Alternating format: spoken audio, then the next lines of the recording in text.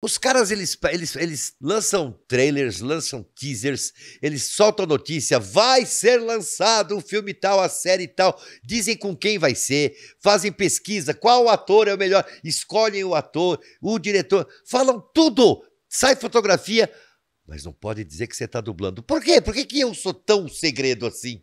É Isso é verdade. ridículo. Ridículo, é um exagero. Eu acho que, pô, até, E sei ao lá, contrário, né? os caras têm a estratégia de marketing dele. Cada não é- vez que eu digo que dublei alguma coisa e que vai sair alguma coisa, é uma divulgação para essa coisa, grátis.